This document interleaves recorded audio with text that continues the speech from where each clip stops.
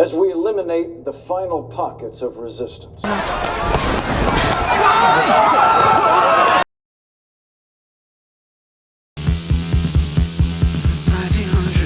Got a car coming up on us pretty fast. There's some kind of misunderstanding here. Welcome to Screen Recaps, and today we're going to be recapping the movie Civil War. The film opens sometime in the future. The United States has fallen into a second civil war, with Texas and California seceding and forming the Western Forces Militia, and Florida creating its own alliance. The nation's three-term president makes a speech over the WF, taking a severe hit from the Loyalist states, calling it a major victory. Photojournalist Lee Smith watches the speech from her hotel room in New York City while she sees a bombing occurring downtown. The following day, Lee joins her colleague Joel as they go downtown in the middle of a protest. A younger journalist, Jesse Cullen, gets struck in the face in the middle of the chaos, and Lee goes to take care of her and give Jesse her fluorescent vest.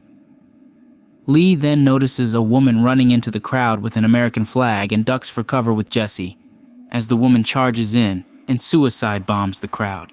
Once the noise has settled, Lee and Jesse take pictures of the aftermath. Lee and Joel later join their mentor Sammy at a hotel party for other journalists.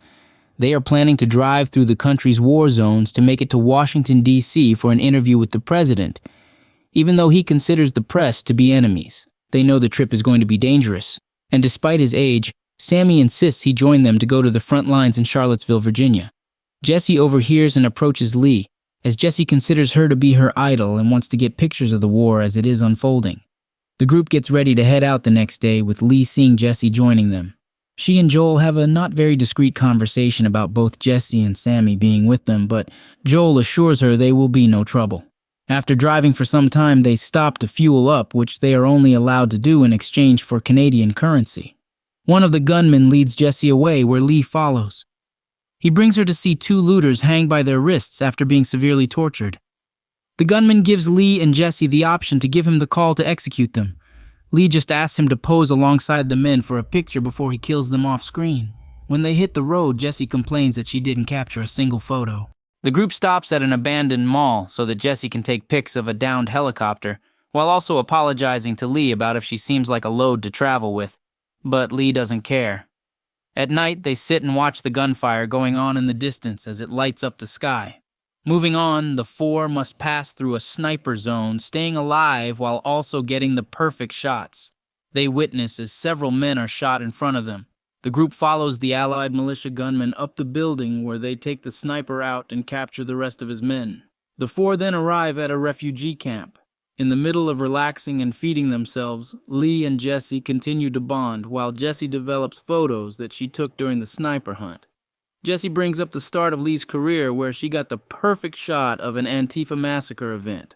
Lee tells Jesse that she took great photos. The group then spends the night in good company. Continuing their journey, the four stop in a town that appears unaffected by the ongoing war, as people are seen living peacefully. The group stops to change clothes, and Joel asks the shop owner if they are aware that there is a civil war going on across the country, but the woman tells Joel that the town is choosing to ignore it. Later on, the group sees that a car is speeding to catch up to them. Fearing the worst, they are surprised that it's Joel's reporter friends from Hong Kong, Tony and Bohai. Tony climbs in through the window of the group's van for fun, and Jesse does the same, going into Tony's car with Bohai.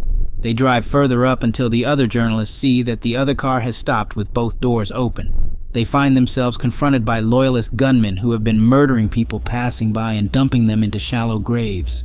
The head gunman shoots Bohai and leaves the others quietly panicking. Joel tries to talk him down by saying they are Americans.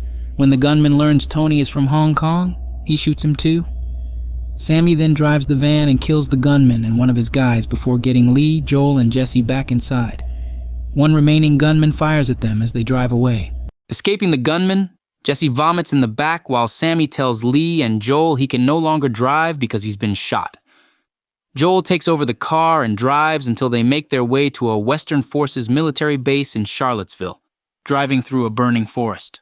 By the time they arrive at the camp, Sammy has already died from his wounds. The group meets with a British reporter named Anya. It is said that some loyalist generals have already surrendered. which makes all the trouble they went through, including losing Sammy, incredibly pointless. Lee, Joel, and Jesse join the WF as they make their way into Washington, with intent to storm the White House and get their hands on the president. Once they enter the war zone, Jesse becomes as ready as ever to get her pictures, while Lee remains in shocked numbness to what's going on. The journalists take cover as the WF tanks mow through the remaining Loyalist forces before they make their way to the heavily guarded White House. The Secret Service appears to be taking the president with them, but the soldiers know it's a decoy. The group makes their way into the White House, where they are met by more armed Secret Service agents. Jesse nearly gets in the way, but Lee pushes her out and takes a bullet for her.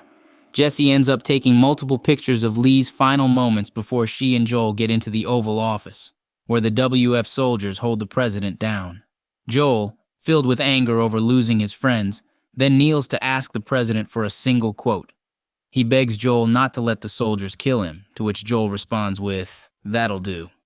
The president is executed, and Jesse gets a great shot of it. I thought I was